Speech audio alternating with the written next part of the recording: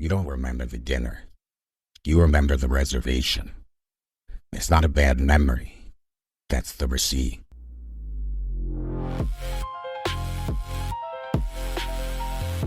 This isn't therapy. It's a reckoning. For the men who've been lied to about love, and the women who sold safety instead of truth. We say the things you're not supposed to say out loud. I'm Author. This is Cuff. Every week, we go deeper. Welcome back to Cuff, episode 33. Today, two musings. Musing number 119 and 120. The first, why you don't remember the expensive dinners. What happens when you're not paying for the meal? You're paying for the right to say you were there. The second, nobody claps for the moment you didn't spiral. The version of you that stayed calm. Now let it go. That got no audience for it. One is a fake experience that gets applause. The other is a real one that gets none. Two musings, 20 minutes. Let's get into it. The first musing we are going to cover, musing 119. It's down in the show notes, so go read it. Let's see, title. The restaurant industry doesn't want you to read this. Let me talk about how this came about, because I think you're going to enjoy hearing a little bit of the creative process. I was walking through a very hip, younger part of town. I live in a large city, and this is one of like those cool hip areas where people live and play where they work. And I was walking the street, and on this particular street, there's numerous restaurants and bars, one after another. All trendy, like what you expect. Old building, but inside, simple, clean, elegant, the high-end style of the day. And something hit me while I was walking. Because I'm looking at these restaurants, I was thinking about how I had dinners in hundreds of those places. And I don't regret the experience, but I regret being lied to. And it's not that I was lied to, because I understand marketing is marketing. And companies have the right to market. But it's that I allowed myself to believe that a dinner with someone I cared about, someone I loved, was somehow going to be made or broken by the restaurant, the decor, the Michelin-starred chef, the wine list. I bought into all of it. And here's the thing. I only remember, truly remember, about a dozen dinners at these fancy places. Most of them are for good reasons. There's a few for not so good reasons. Nothing bad, but I had a tough experience at two restaurants. And when I recalled these dinners, there was a common thread across them all. It had nothing to do with the location, where it was at. It had to do with the people I was with, and the fact that we were all present. And I wrote about 3 examples of those in this musing. Again, link below in the show notes, click and read it, but I want to spend too much time on it. But it was a simple street taqueria in Miami with really good guy friends. It was deep dish pizza late at night with my children getting rained on. It was standing in a sports bar with Tabitha waiting for takeout. None of these restaurants were, by any measure, Gordon Ramsay level establishments. These were ordinary places. Food wasn't overly pricey. There wasn't a wine list where, that guy has to order that bottle of champagne just to be seen drinking it and ordering it. It was none of those types of places. But I firmly believe now that, yes, eating great food make or break an experience. Sure, if the food is absolutely terrible, then yes. But if you're with the right person, that will quickly become this story about how you went to one restaurant, it was a terrible meal, and you ended up eating cheap slices of pizza on paper plates on a curb somewhere. And when you strip everything away and think about truly great experiences that you've had, I think, like me, it will quickly become apparent that the wine list had very little influence over the experience that you had. What I have, I don't know, I didn't even not really say it, but when I've autopsied this, the best experiences I've had was when people were just present, listening, enjoying, and just being in the moment. And I've been fortunate. I don't know if it's because I am a person, like if I'm going out to a meal with you, I'm not going to be on my phone. Unless it's an absolute emergency with my children, I'm just not going to be on my phone. And I've managed somehow to fill my life with similar people.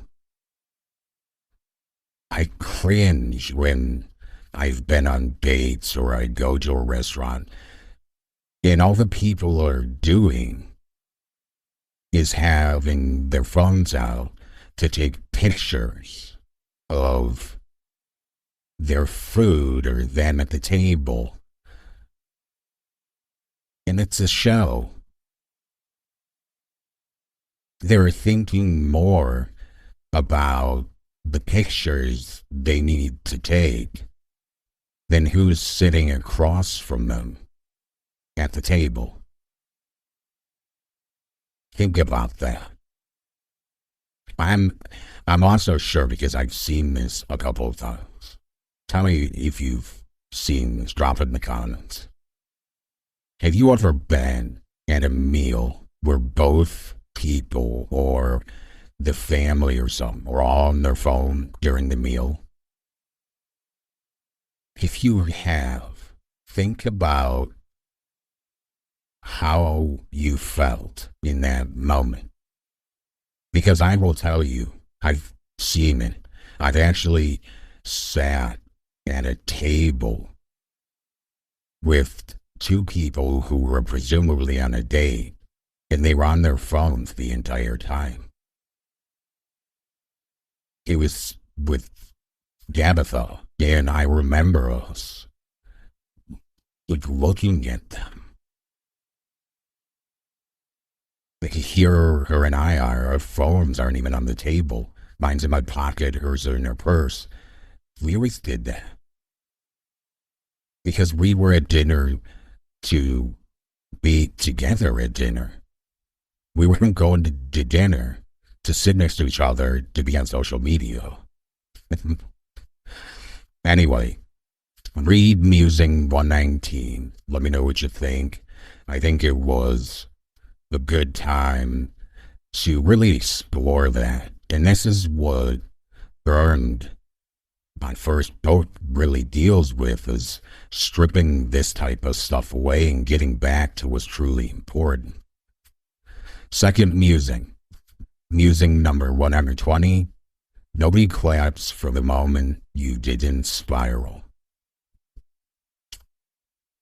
So it's interesting because we're outside of the arts, meaning the architecture of control, the architecture of trust. We're taking a break.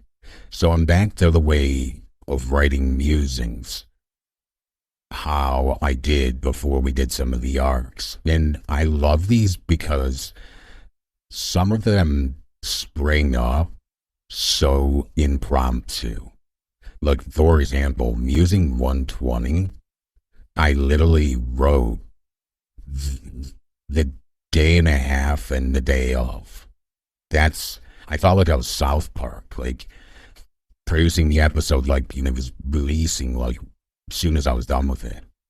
That's not common for me, but here's what I will say. I've had quite a few experiences lately where the people just are bombastic. They explode, and it's emotional shrapnel. Everyone gets hit. Before, I would just shake my head and be like, oh, here we go again. And try to create a buffer, separate myself from that person. But now I find myself proactively asserting my boundaries.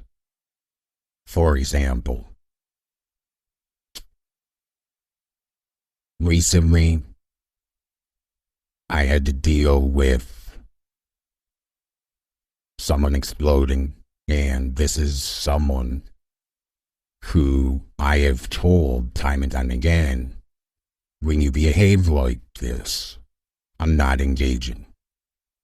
Let you cool down, get your time, get your breath, lower your blood pressure, and we can come back to it. But there is no way that I'm allowing you to treat me the way you do when you get like this. And I shut it down. More importantly, I shut it down, and I'm consistent. I'm very consistent. And when I first started doing this, it was interesting because I spent a lot of time justifying it to myself. Like, this is the best thing for the relationship. That's why we have to do this. And then it got to a point where I finally said to myself, it's better this way. It's better for you. It maintains your peace. And that's what's most important. But here's the thing. We always applaud other people when we see them doing well, or you might say, wow, that person, they really got it together, good for them. Or you might take the opposite approach. Like, why they really have it together, screw them. Teach their own. But I have started this practice of where I'm actually finding myself applauding the way I handled things now. Like, hey, good job on the way you handled that. You reestablished and reasserted the boundary. We need to keep doing that. And that's great. And I feel like it's important that you do give yourself that credit, because it's not always easy. A lot of people confuse this whole thing about how much you care is shown by how loud you are. That doesn't show how much you care. That shows how unregulated you are. That's what that shows. Doesn't show anything about how much you care. Now I notice these people. I notice them more. Just, you could see these people like out in public, and you could tell the one who's the unregulated one of the group, because you could see the other people like, well, like it looks like they're bottled up and they're almost nervous. I don't want people to have to be hyper vigilant around me. I mean, think about hypervigilance. If someone is constantly hyper vigilant around you, here's how I could tell you that's going to end: by them being exhausted. That's it. That's how it ends. It ends by them being utterly exhausted. I'm sure you could have a truthful conversation and ask them. They might finally admit it. I've been on both sides.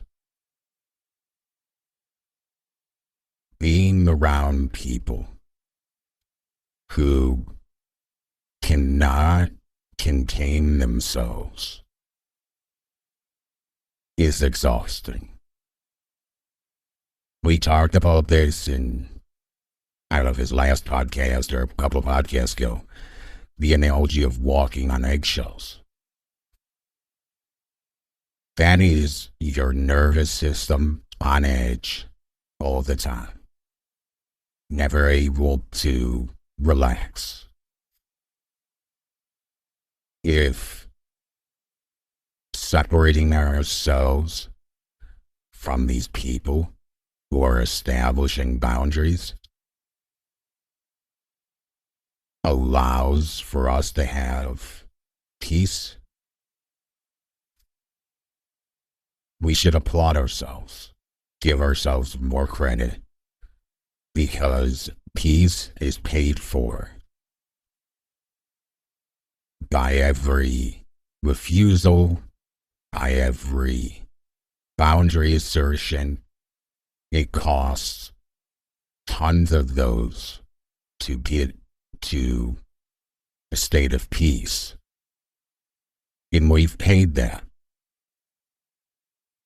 Now it's time we enjoy that peace and actually thank ourselves. Hey, good job for maintaining those boundaries, separating yourself, whatever you need to do to find that peace. As we have said numerous times in our writing on the podcast, peace is not a state. where there is no maintenance. It is an active state that you need to protect at all costs, because if you don't protect it, no one else is. That's why people, when you assert boundaries, the people that are most affected by the boundaries, by losing access, that tells you that you were right. That's the episode for this week. Hold the standard. Stay close.